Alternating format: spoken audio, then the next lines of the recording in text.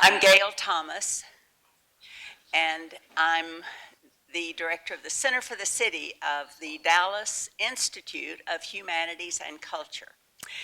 And all I can say right now is, Boeing, eat your heart out. We all, those of us from Dallas, lived through that period when we were trying to wine and dine and boast about Dallas.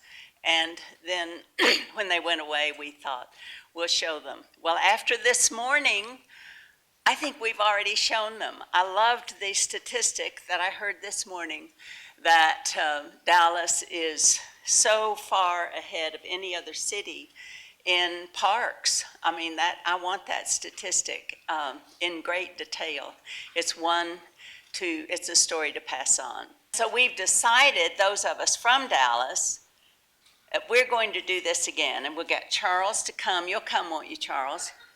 And because what Charles did for us this morning, I've not heard anyone do since James Pratt did his 21st century design for Dallas.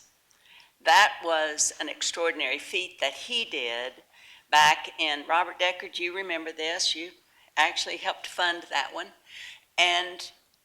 But I've never seen anyone do it the way you did. So thank you for that. It was really extraordinary. Now, I'm probably, you, Charles, asked us to think about how the history of Dallas has affected the Dallas that we have today. And I want to speak to that probably because I'm one of the older ones among the speakers, and because I've seen so much of this change. I was on the very first Goals for Dallas. I was on Quality of Life Task Force, and I was just a young married gal, and right after the Kennedy assassination.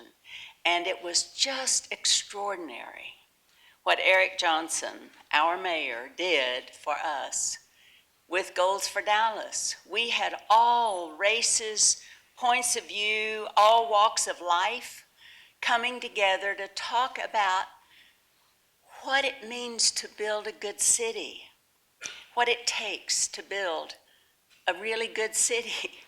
And Dallas at that time, we were in pain. Those of us after the Kennedy assassination who traveled various parts of the country or the world would not admit we were from Dallas. I was born in McKinney, so I'd always say McKinney, Texas. It was a dark, dark time for our city. And yet, that wound was what catapulted our city into the city it is today. I've always heard that the wound is where the healing is. And we've lived this all of my life in Dallas. Now, I want to talk for a minute, being asked about how the history of our city, what is the ground of being for our city that helps us understand the way we build forward. Did you realize that Dallas is planted on 4 geological plates coming together? Just imagine these enormous plates under our city coming together.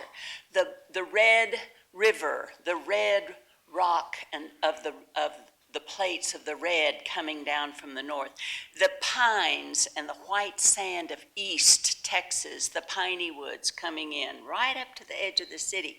Austin, white Austin chalk, moving in underneath the city, pushing right up to where the cliff where Mary McDermott Cook lives, that cliff, that Austin chalk, pushing right up to the center of the city.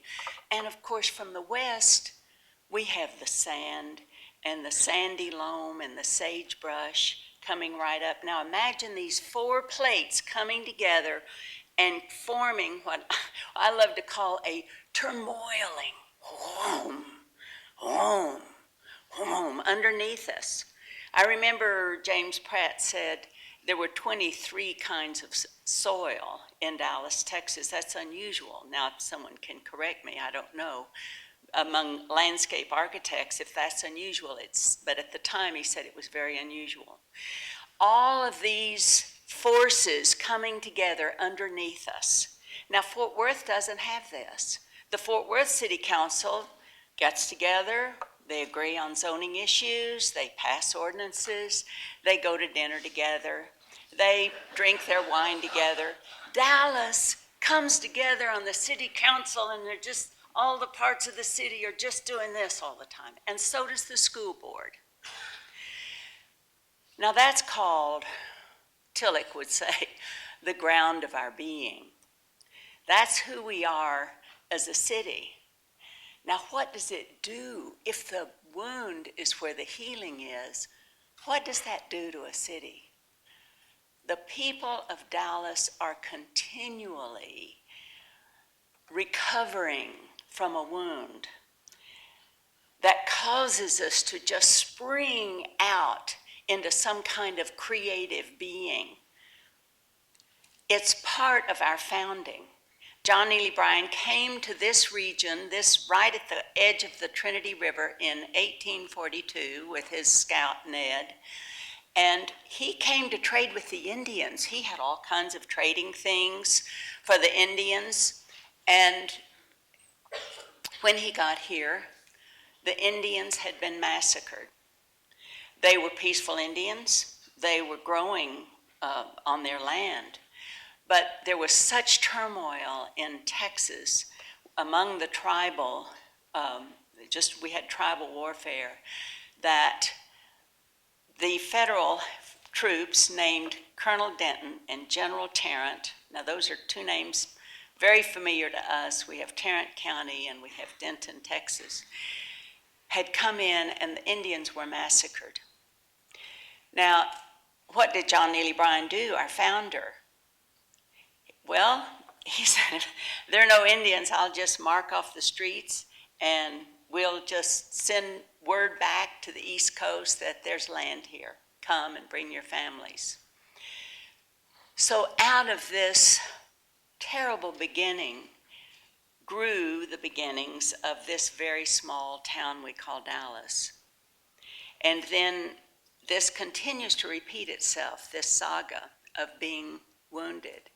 The wounding of the assassination of our president, of course, caused Dallas's name to be known worldwide. Everywhere we go in Dallas, in the world, people react. My brother was riding his bicycle through Turkey, his motorcycle through Turkey, and he stopped at a little roadside place to get a Coke, and fella said, "Where are you from?" And he said, "Dallas." He says, "Dallas, bang, bang." That was his reaction. Now, how do we overcome something like that? Well, Eric Johnson had a dream, and that was Goals for Dallas. And because of that, that effort, then this city has continued to respond to this continual wounding. We had another one in 1987 where we lost all of our banks. The loans were cut off. We had a terrible economic depression. And in the 80s and 90s, all the downtown buildings were mothballed. Now, it was during that period that we built a plaza that has not been mentioned yet, and that was Pegasus Plaza. And the creator of that plaza, the sculptor, is Brad Goldberg, and he's sitting back there, and he's the guy with big hair. He's the most gorgeous, wonderful human being with the biggest heart you've ever known in your life. So, that Pegasus Plaza was built because of the myth of Pegasus that forms the frame of our understanding what Dallas is, that Pegasus is born out of the Medusa, that snaky-haired monster, and it always takes a bold act to cut off the head of the Medusa. And if you can do it, then out springs winged Pegasus, who soars about and heals the land. Now, that's been our myth. when we built Pegasus Plaza, I was very much involved in it. When we built Pegasus Plaza, we knew that it was going to resurrect downtown Dallas, and that was, in my opinion, the beginning. Stanley Marcus used to say when he flew from New York to Dallas on a Braniff plane, the co-pilot would come get him and say, "Mr. Marcus, it's time to come." He sat in the cockpit so he could see the red dot in the horizon of Pegasus on the skyline. Well, Dallas's history is dynamic. We are now the fourth largest metropolitan area in the United States. It's overwhelming to many of us to think about.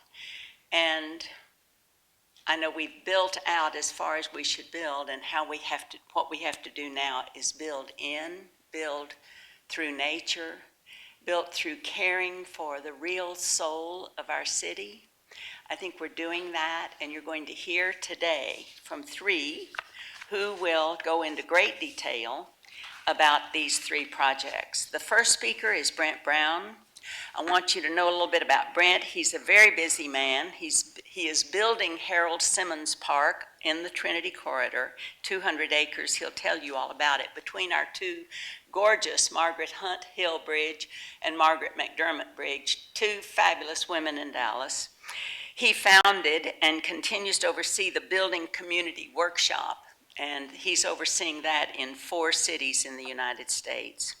Then Janet Monnier, I just have to say, is one of the most profoundly wise human beings I've ever known. She's made an indelible imprint on our city since she arrived here in Dallas. She's president and CEO of Texas Trees Foundation, and in the most amazing way is creating a park in the biggest medical center in our city, a very healing place. The third speaker is Philip Henderson, who I have known for 40 or 50 years. I think Philip has had as much to do with the cultural landscape and wisdom in our city as anyone living in Dallas today. And let's welcome our speakers.